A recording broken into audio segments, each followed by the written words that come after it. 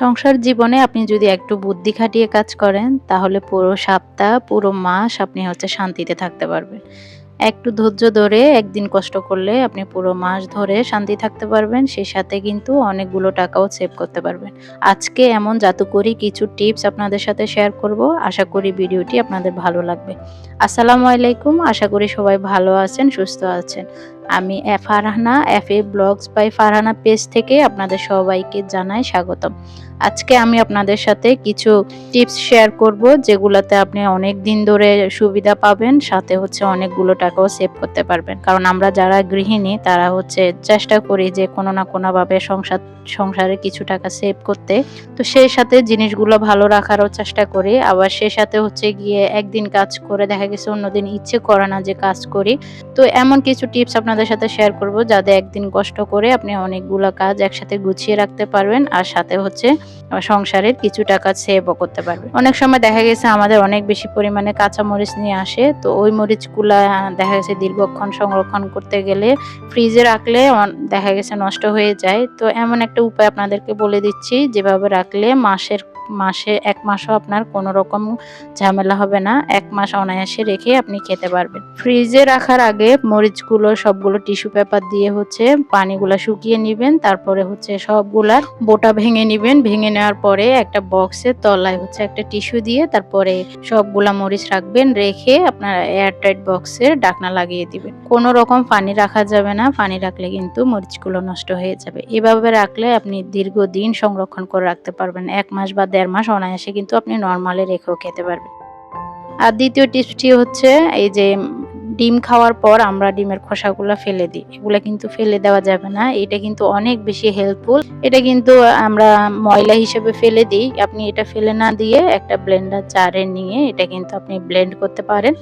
Blend করলে 2টা উপকার হয়। একটা গিয়ে ব্লেন্ডারের যে ধারটা থাকে সেটা কিন্তু অনেক শার্প হয়। সেই সাথে এটা শার্প হওয়ার সাথে সাথে আপনি এটা যে গুঁড়িটা বের হয় সেটা আপনি কিন্তু চাইলে যে কোনো গাছের গোড়ায় ইউজ করতে পারবেন। যে কোনো গাছের গোড়ায় ইউজ করলে এটা কিন্তু প্রাকৃতিক সার হিসেবে ইউজ করতে পারবেন। এটা অনেক বেশি উপকারী। আমরা অনেকেই জানি না, আমরা ডিমের খোসাগুলো ফেলে দিই। এখানে কয়েকটা ডিমের খোসা আমি 2 দিন 3 দিন ধরে সংরক্ষণ করার পর আজকে একসাথে ব্লেন্ড করে নিয়েছি। সেই সাথে ব্লেন্ড করার পর আমার যে ছোট ছোট গাছগুলা বাসায় আছে, ইনডোর প্লান্ট যেগুলা, সেগুলাতে দিয়ে দিচ্ছি, যাতে করে এটা সার হিসেবে কাজ করে, গাছগুলার একটু গ্রোথ হয়। আর একটা কাজ আমরা গিয়ে অনেক সময় আদা ব্লেন্ড করতে গিয়ে অনেক বেশি কষ্ট হয়। দেখা গেছে অনেক বেশি কুচি কুচি করে দেওয়া লাগে, ব্লেন্ডারে হয় না।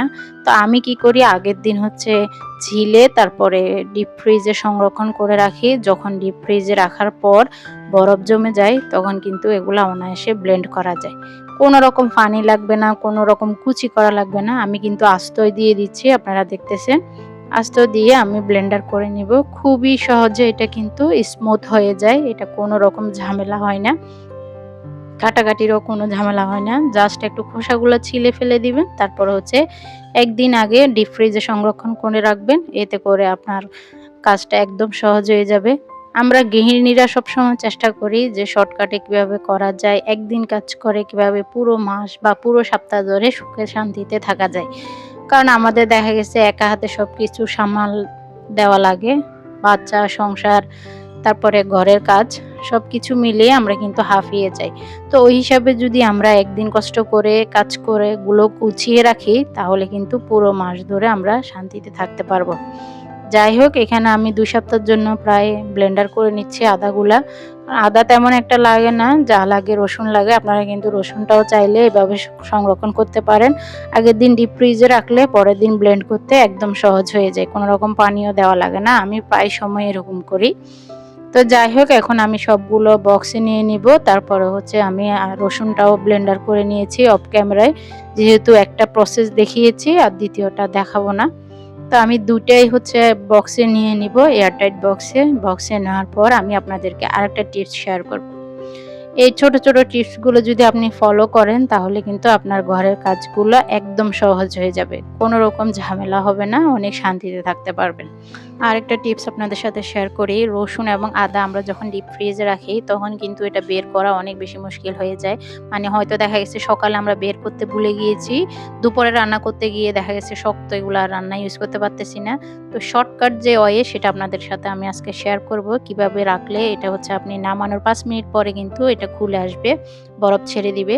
ফার্স্টে আমি হচ্ছে লবণ দিয়ে দিচ্ছি সামান্য পরিমাণে, তারপরে হচ্ছে সয়াবিন তেল অ্যাড করে দিচ্ছি, ১ চামচের মতো করে অ্যাড করে দিচ্ছি, দিয়ে এটা কিন্তু ভালোভাবে মিক্স করে নিতে হবে। ভালো করে মিক্স করার পর আমি হচ্ছে এটা এয়ারটাইট বক্সে রেখে দিব। ভালো করে মিক্স করতে হবে কিন্তু কোনো রকম হচ্ছে গিয়ে তেল যেন না থাকে। ভালো করে তেলগুলো সবগুলোর সাথে মিক্স করে নিব। তারপরে হচ্ছে এয়ারটাইট একটা বক্সে ঢুকিয়ে আমি ডিপ ফ্রিজে সংরক্ষণ করব। এভাবে আপনারা আদা রসুন রাখলে কিন্তু আপনি যখনই ভুলে যাবেন তখনই বের করে খুবই সহজে আপনি ইউজ করতে পারবেন। ৫ থেকে ১০ মিনিট আগে বের করলেও কিন্তু এটা ইজিলি খুলে আসে। একটু ছুরি দিয়ে যদি আপনি মানে চাপ দেন তাহলে কিন্তু অনায়াসে খুলে আসে। কিন্তু নরমালি যখন আমরা রাখি তখন কিন্তু অনেক বেশি পরিমাণে বরফ লেগে থাকে, যেটা অনেক মানে ছুরি দিয়েও গেলেও কাটা যায় না। তো অনেক বেশি কষ্ট হয়ে যায়, ঝামেলা হয়ে যায়। তো এভাবে যদি তেল আর সামান্য পরিমাণে লবণ দিয়ে আপনি রাখেন তাহলে অনায়াসে কিন্তু আপনি ব্যবহার করতে পারবেন। যখনই ভুলে যাবেন তখনই সাথে সাথে বের করে ৫ মিনিট পানিতে রেখে তারপর আপনি ইজিলি নিতে পারবেন। তো এখন পর্যন্ত যারা আমার ভিডিওটি দেখেছেন তারা অবশ্যই লাইক কমেন্ট করবেন, আর কমেন্ট করে জানিয়ে দিবেন আপনারা কে কিভাবে সংরক্ষণ করেন। আর ভিডিওটি যদি ভালো লাগে অবশ্যই আমার পেজটি সাবস্ক্রাইব করে যাবেন।